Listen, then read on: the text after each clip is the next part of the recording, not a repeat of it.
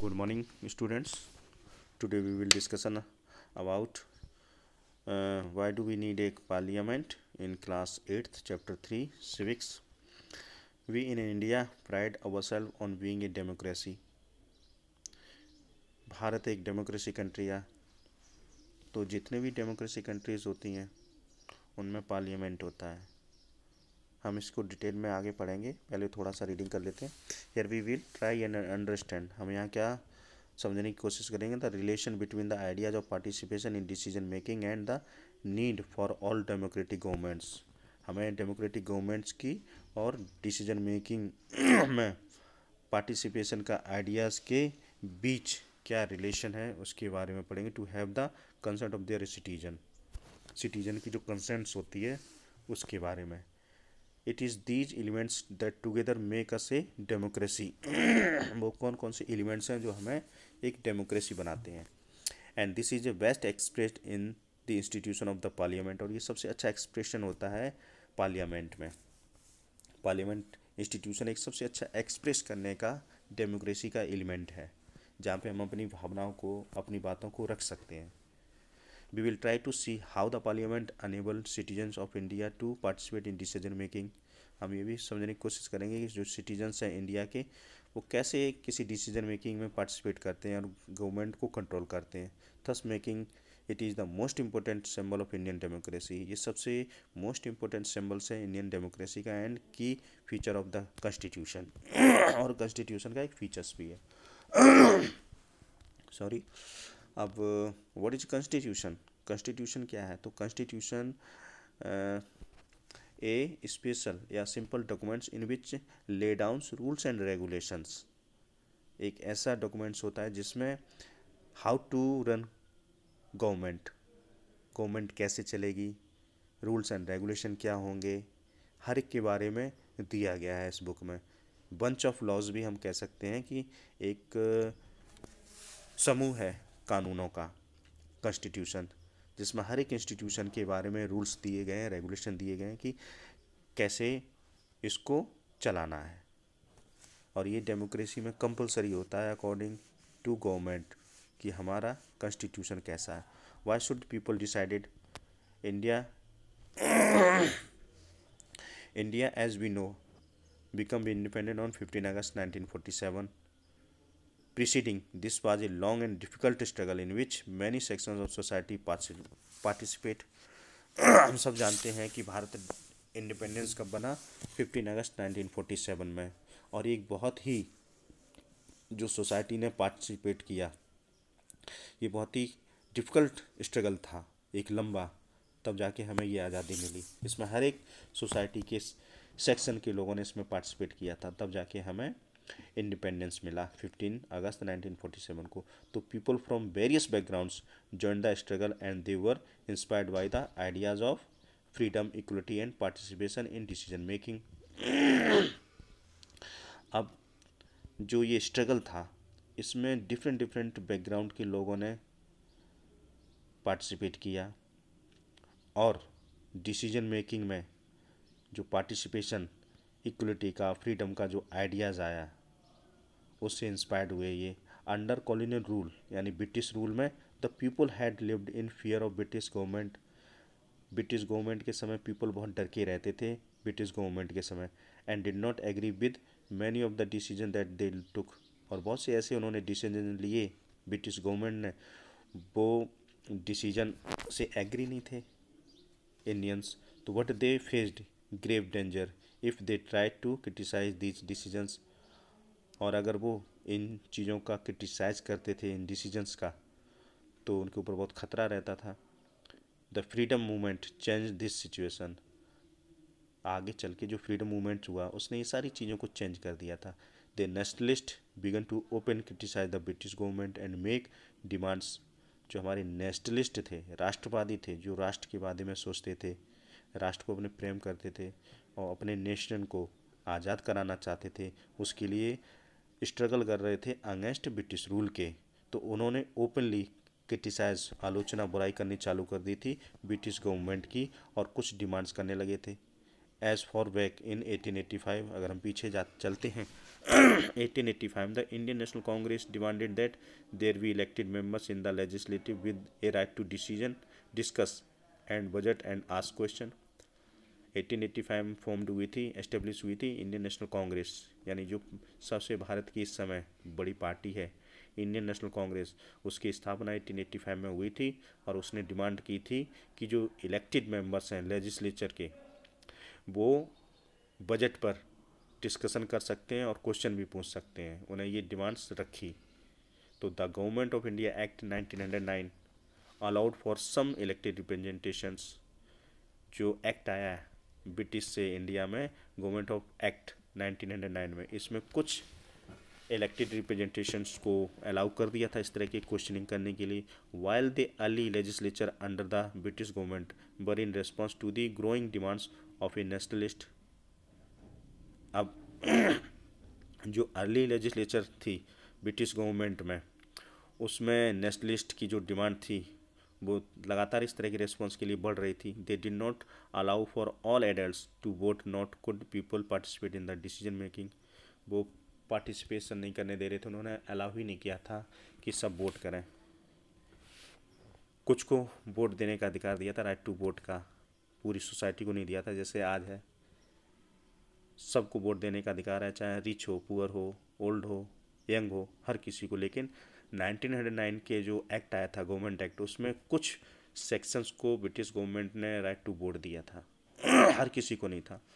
तो as you read a chapter, the experience of colonial rule as well as the participation of different people in the struggle for freedom left little doubt in the minds of the nationalist that all person in independence India would be able to participate in making decisions. Okay, India would be able to participate in making decision with the coming of independence. We were going to citizen of free country. That this did not mean that the government could do what it felt like. It meant that government had to be sensitive to people's need and demands. The dreams and inspiration of the freedom struggle were made concrete in the Constitution of Independence India and laid down the principle of universal adult franchise. For example, that all adult citizens of the country have the right to vote. जो national movement हुआ था हमारा, उसमें लगातार जो nationalist थे उनके कुछ सपने थे, ड्रीम्स थे कि हमारा आज़ाद भारत कैसा होना चाहिए और उसे कौन कौन से राइट्स मिलने चाहिए। आफ्टर इंडिपेंडेंस इन नेशनलिस्ट ने, हमारे देश के जो लीडर्स थे, उन्होंने अपने वो सपनों के भारत को इस कॉन्स्टिट्यूशन के जरिए एक आकार देने का काम किया हमारे कॉन्स्टिट्यूशन में। तो people and their representatives, the take off point for a democracy in the idea of consent, the desire, approval and participation of people. It is the decision of people that create a democratic government and decides about its functioning। यानी कि अब जो constitution बना उसमें जो consent था idea का, मतलब आइडिया, कंसेंट, सहमति का, उनकी डिजायर्स की, अप्रूवल का और पार्टिसिपेशन का पीपल का, उसके लिए एक किस तरह की डेमोक्रेटिक गवर्नमेंट होनी चाहिए और उसका काम किस तरह का होना चाहिए। The basic idea in this kind of democracy is that the individual or the citizen is the most important person and that is principal the government as well as other public institution need to have trust of these citizens. How does the individual give approval to the government. अब कैसे individual approval देगा government के लिए, तो one way of doing so you need is through elections. किसके जरिए? Elections के जरिए। तो people would elect their representative to the parliament, then one group from among these elected representatives from the government. The parliament, which is made up all representatives together, control and guide the controls. In this sense, people throw their chosen representative from the government and also control it. कहने का मतलब है सारे peoples elections के जरिए अपने representatives को चुनेंगे और ये सारे चुने हुए रिप्रेजेंटेटिव्स एंटायर इंडिया के पार्लियामेंट में जाएंगे और वहाँ पे जो भी लॉज बनेंगे उसमें अपने रिप्रेजेंटेटिव के थ्रू वहाँ पे लॉज बनेंगे, उसमें उनका पार्टिसिपेशन, यानी पीपल्स का ये पार्टिसिपेशन हो गया।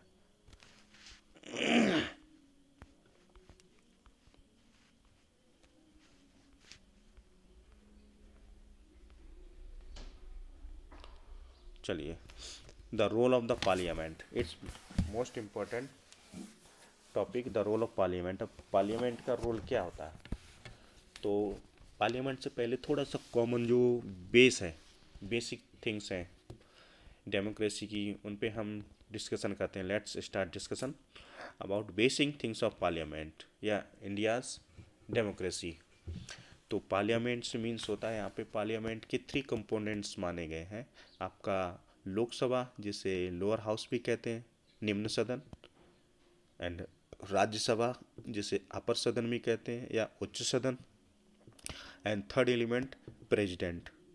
यानी कि पार्लियामेंट में 3 एलिमेंट्स आपके आते हैं, राज्यसभा, लोकसभा एंड प्रेसिडेंट। ये 3 चीज़ें मिलके पार्लियामेंट बनती हैं।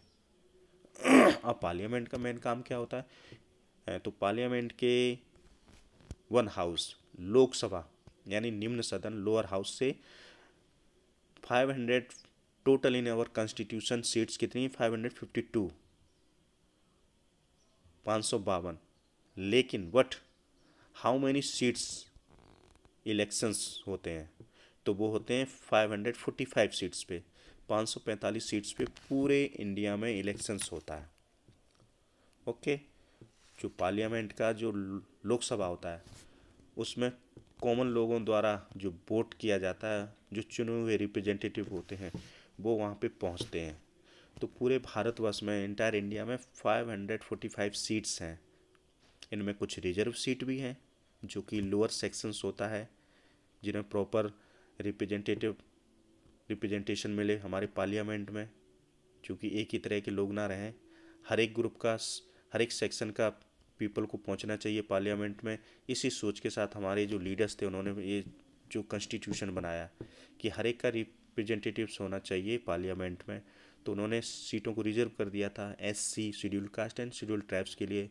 तो in this time 79 seats reserve for scheduled caste and 41 seats reserve for scheduled tribes, यानी 545 में इतनी सीटें रिजर्व हैं, बाकी जनरल सीट्स हैं। अब ये सारे चुन के, यानी इन्हें कहते हैं मेंबर ऑफ पार्लियामेंट, MP का चुनाव, यानी सांसद का जब चुनाव होता है पूरे भारतवर्ष से, तो 545 लोग चुन के कहाँ पहुँचते हैं, हमारी पार्लियामेंट में।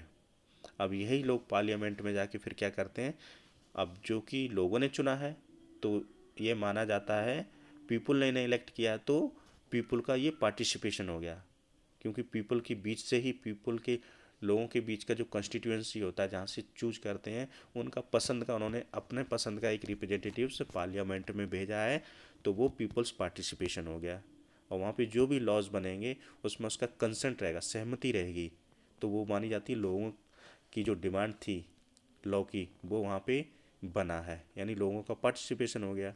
ओके, तो इस तरह से पार्लियामेंट में 3 कंपोनेंट्स आते हैं आपके, राज्यसभा, लोकसभा एंड प्रेसिडेंट। ऐसे ही राज्यसभा में 252 सीट्स हैं, लेकिन इलेक्शंस होते हैं 245 सीट्स पे।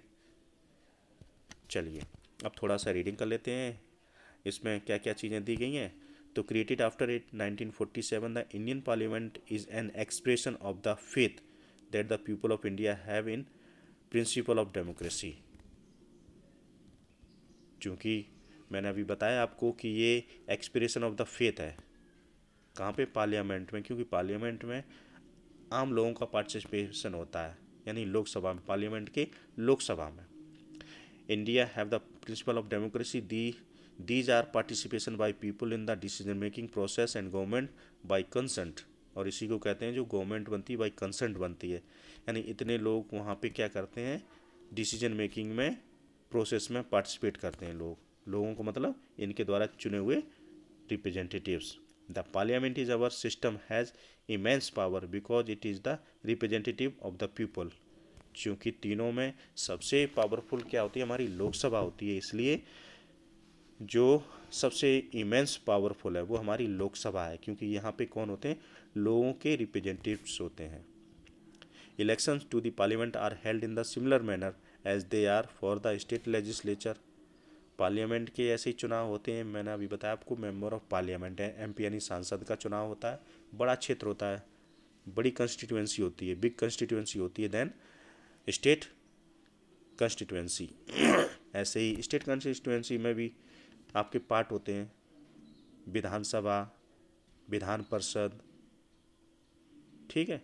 तो वैसे ही विधानसभा बोलते हैं स्टेट लेजिस्लेटिव में, वैसे ही वहाँ पे पार्लियामेंट में लोकसभा बोलते हैं, ऐसे यहाँ पे लेजिस्लेटिव असेंबली बोलते हैं, स्टेट लेजिस्लेटिव असेंबली। यहाँ पे विधायक होता है, आप बोलते हैं एमएलए, ये मेरे क्षेत्र का एमएलए है, तो वो होता है राज्य का member of legislative assembly, MLA विधायक, वो एक राज्य का होता है। और एमपी हमारी पार्लियामेंट का होता है, देश का होता है, जो प्रधानमंत्री चुनता है। जिस एमपी कौन चुनता है? Prime minister. और विधायक मुख्यमंत्री, chief minister. The Lok Sabha is the usually elected once every 5 year. Lok Sabha के चुनाव एंड राज्य विधानसभा के चुनाव यानी स्टेट असेंबली के चुनाव हर 5 साल बाद होते हैं। ये हमारे किस में लिखा हुआ? कंस्टिट्यूएंसी में, कॉन्स्टिट्यूशन में, संविधान में। The Lok Sabha is usually elected once every 5 years, यानी लोकसभा हर 5 साल बाद चुनी जाती है। The country is divided into numerous constituency, जो हमने बात कर सकी थी, कंट्री इज डिवाइडेड, किस में डिवाइडेड है, बटी हुई है, इनटू न्यूमरस, अनगिनत कंस्टिट्यूएंसी, यानी क्षेत्रों में, यानी कितने क्षेत्रों में? 545 क्षेत्रों में। As so in the map of page 41 page पे ये दिया गया है। Each of these constituency elected 1 person to the parliament. हर एक कंस्टिट्यूएंसी कई पार्टियों के लोग खड़े होते हैं, एक को चुन के कहाँ भेजती है? पार्लियामेंट में, यानी हमारी लोकसभा में। The candidates who consent elections usually belong to different politics parties, जो अलग अलग पार्टीज से पार्टिसिपेट करते हैं। Okay, with the help of the table below understand this further. चलिए,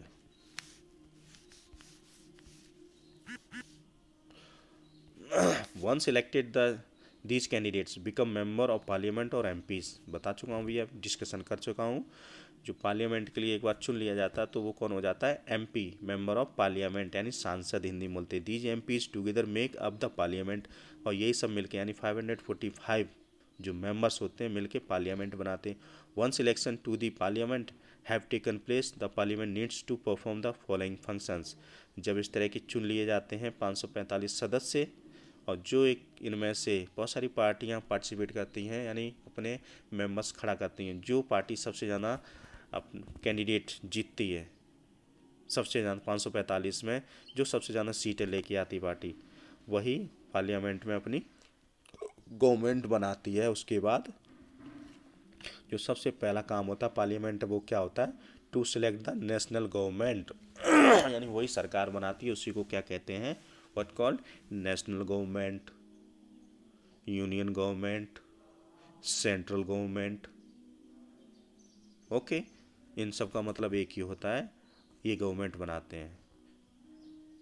चलिए, आज इतना ही, कल इससे आगे यहीं to select the national government से हम आगे पढ़ेंगे। Thank you.